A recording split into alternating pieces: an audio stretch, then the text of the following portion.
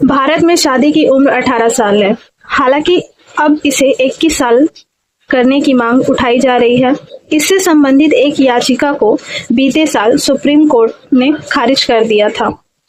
सिर्फ भारत में ही नहीं बल्कि दुनिया के दूसरे देशों में भी शादी की उम्र बढ़ाई जाने की मांग की जा रही है। उम्र के बंधन की सीमा सिर्फ लड़कियों के लिए ही नहीं बल्कि लड़कों के लिए भी है। लेकिन एक तरफ जहां दुनिया भर में शादी की उम्र में बढ़ोतरी को लेकर मांग उठा रही है, वहीं एक मुस्लिम देश इराक ऐसा है जिसने अपने देश की संसद में लड़कियों की शादी की उम्र को बढ़ाने के बजाय घटाने का बिल पेश किया है।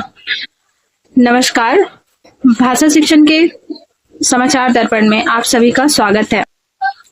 दोस्तों, आज आपको जानकर बड़ी हैरानी होगी कि लड़कियों की शादी की उम्र 18 से घटाकर 9 साल करने की पेशकश इराक देश की संसद में हुई है।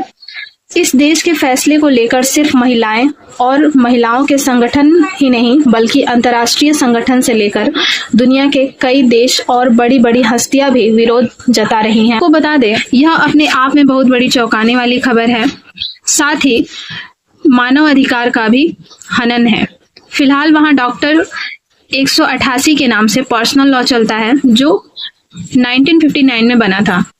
इस लॉ में फिलहाल महिलाओं के विवाह का कानून उम्र 18 निश्चित है।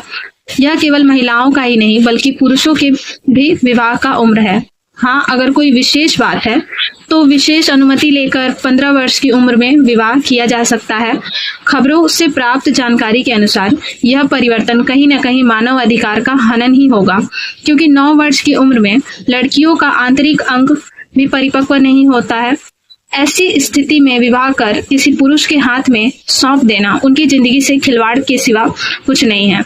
ऐसी स्थिति में विवाह कर किसी पुरुष के हाथ में सौंप देना उनकी जिंदगी से खिलवाड़ के सिवा कुछ नहीं है।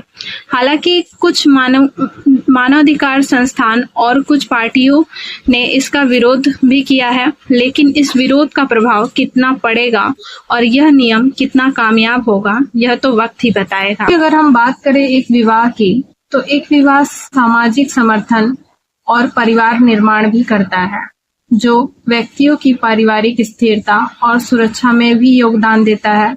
लेकिन अगर यही बात करें 9 वर्ष में किसी भी लड़की का विवाह और उसके बाद विवाह से अचानक परिवार से दूर आना होगा, और जहां अभी बढ़ने की उम्र है वही घर से दूर लाकर घर गृहस्थी के जंजाल पद में जाने से मानसिक विकास भी प्रभावित होगा।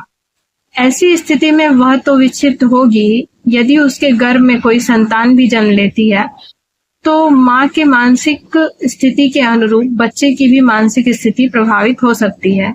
इसके अतिरिक्त विभिन्न प्रकार की बीमारियों से ग्रसित होने का भय बना रहेगा। एक तरह से देखा जाए तो नारी को पूर्णतः भोग की वस्तु बनाकर छोड़ देगी यह स्थिति, और फिर इसका दूरगामी असर समाज और अंतर्राष्ट्रीय पटल पर भी पड़ सकता है, क्योंकि हमें पता है कि नारी का सम्मान ही समाज की असली पहचान है। धन्यवाद।